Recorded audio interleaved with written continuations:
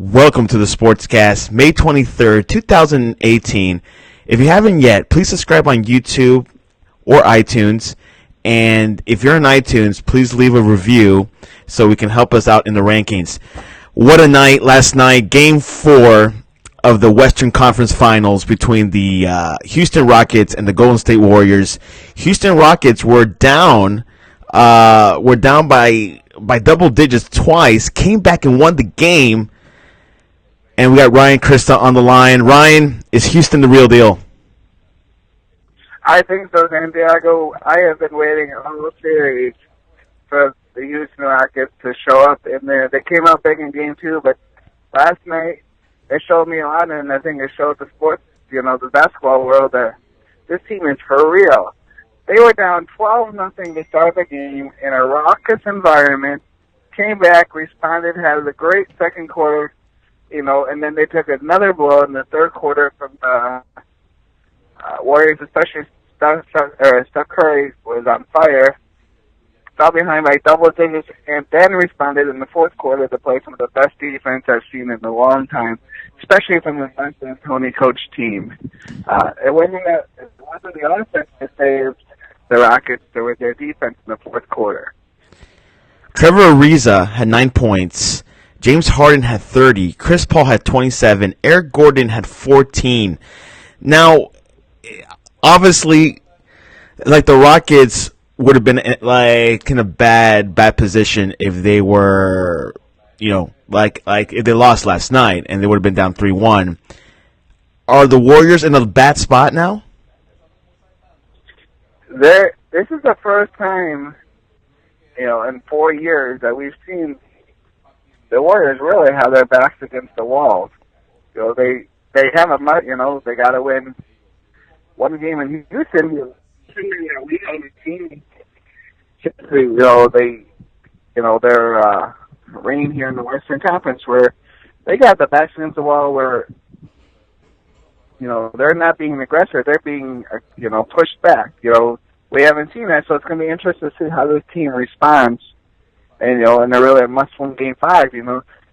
The stats are huge. A team that wins Game 5 usually when it's 2-2, usually wins the series. That's why this game coming up is going to be a great game. I think you're going to have another game that comes down to the wire, because both teams know if you want to win the series, it starts by winning Game 5. Kevin Durant had 27 points. Draymond Green had 11. Klay Thompson only had 10. And Steph Curry had 28. Game 5 is pivotal. How pivotal is Game 5? Is Game 5, is it win it and win all? Or do you think it's just, can Golden State win in Houston? Obviously, they've proven they can, but how do you see Game 5 coming up?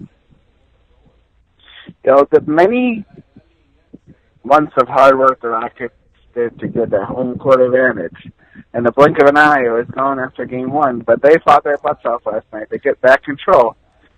If they win the next 2 games at home, they're going to the NBA Finals. This is what they worked hard for, to get that home court advantage.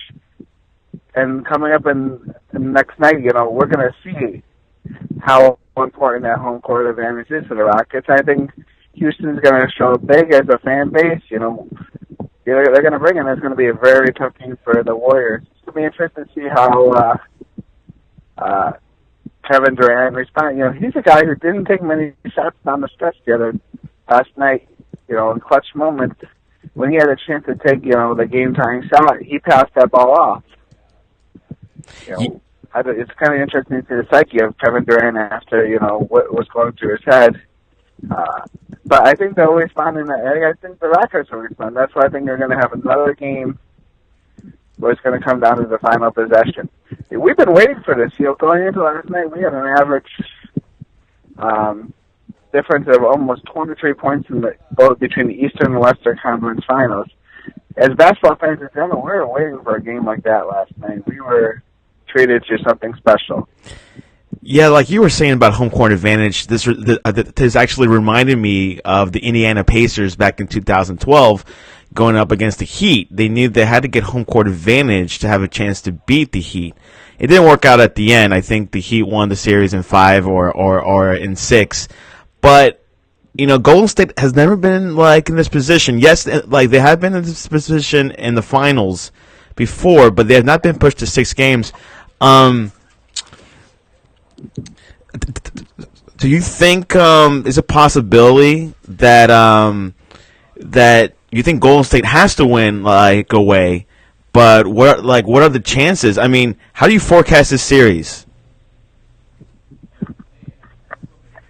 I think I said from the beginning. I think if the Rockets are going to do it, this is the team that's going to do it, and this is their year. I don't think you're going to see the Warriors kind of take the regular season off at times, as they did this year. Especially if they lose, they're not going to give up home court advantage next year. So I think the Rockets know that, and I think Chris Paul knows he doesn't have many, seasons left in him. And James Harden might know this might be his best chance. This might be the best team he ever plays on. I think this team is going to play their butts off. I'm not going to say the Rockets in 7. I think home court prevails the rest of the series. I think Rockets win 5.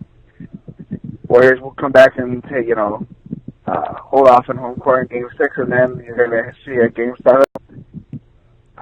He's talking home court? No. Andre Iguodala not playing. Oh yeah, I think it was. Their rhythm, especially in money times. Iguodala's out on the court. He's playing the 4. There's a game. He's playing the 5. It just seemed like they were just a little bit off last night, I don't think Kevin Looney or Jordan Bell played that in replacement, but there's no Andre Iguodala in experience and leadership. It definitely showed because there's a times the Rockets were able to impose their physical will on the Warriors, and I think Andre Iguodala is able to add a little physicalness to the Warriors and do a lot of that dirty work with Draymond Green. It seems like when it came to the boards and the little stuff, the Rockets are winning that. And that's some of the difference in the game. They got extra possessions. They won the loose balls. Things that, not necessarily show up in the stat line, but that's what Andre Iguodala brings to the team. But yeah, I definitely think, nothing against the replacements, but I think definitely made a factor, especially in the clutch moments of the game, not having AI on the court.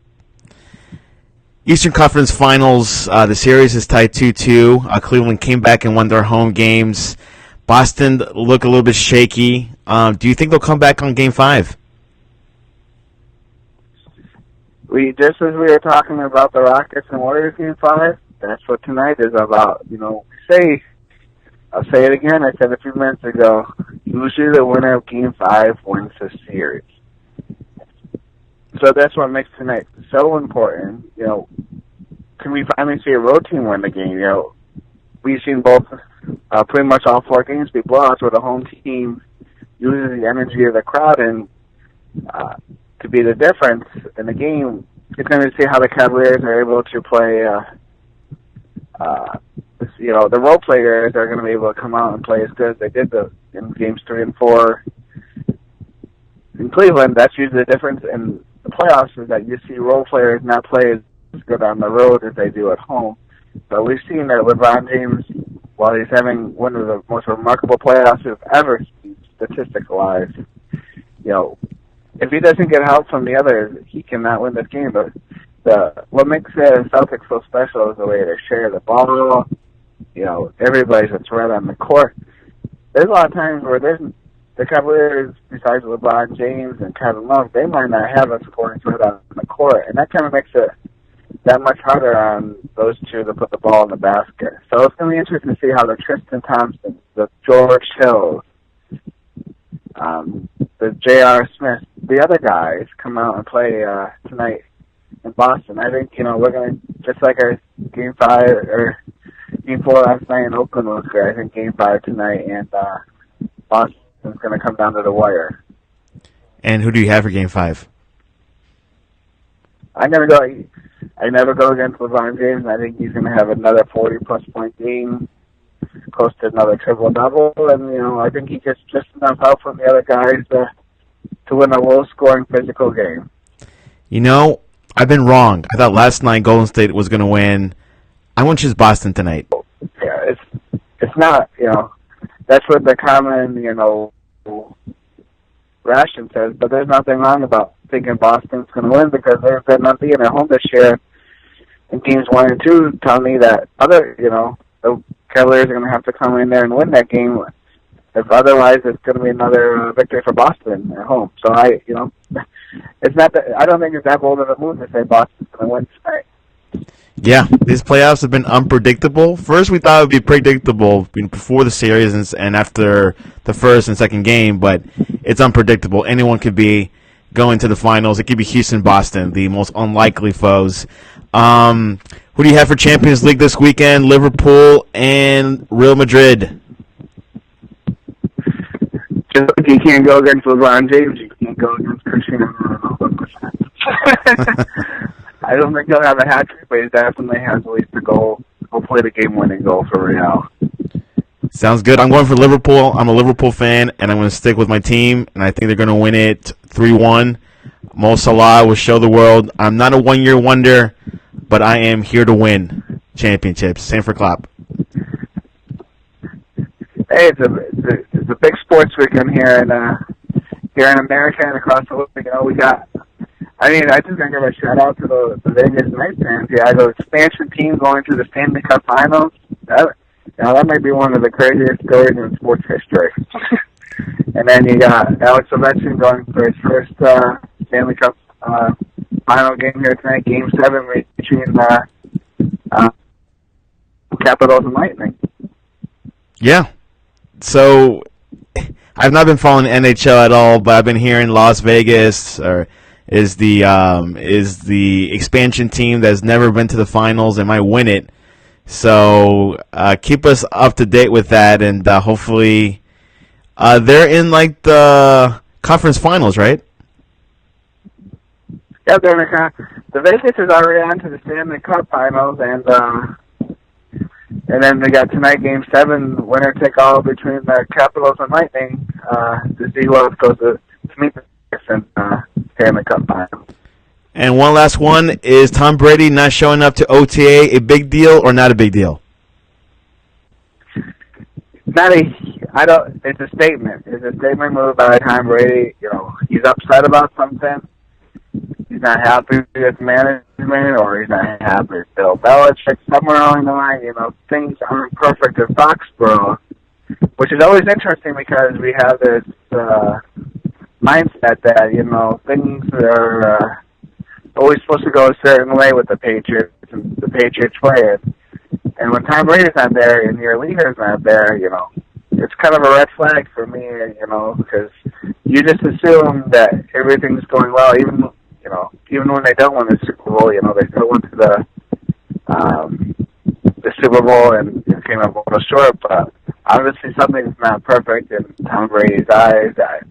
I think, when push comes to shove, he'll show up in July in training camp and, everything will be okay, but he's just sending a message to management, about something, obviously there was reports out last year that between Bill Belichick and management and Tom Brady, there was a disagreement on how to handle the Jimmy Garoppolo situation. I think there's a lot of, fear with Tom Brady, as he gets older, he doesn't want to have his replacement on the roster because there's always a lot of pressure for the next big thing to be, because you're usually your backup quarterback, and I think he was wanting to get Jimmy Garoppolo out of town because he doesn't want his replacement on the roster right now, I don't think. But obviously something's not right. I don't know if it's a contract situation either, so we'll see, when July comes, when practice is really mandatory. I think Tom Brady will be there. The Patriots I think they'll be okay. I think it'll be okay. It's not a big deal. It's common. Not many star players come to these OTAs, but the mini camps next month will be a big deal. We'll see what happens. He'll probably show up. Ryan, thanks for... This is voluntary, but like I said, Tom Brady's never been one to miss even voluntary workouts. So that's kind of the red flag, but like you said, not a big deal. You got mandatory here coming up in the next month. Their treatment camp soon following after that. Well, Ryan, thanks for coming on to the Sportscast. All right, thanks for having me, Santiago. Have a great day. Love you, Benny and Cleet. Bye-bye.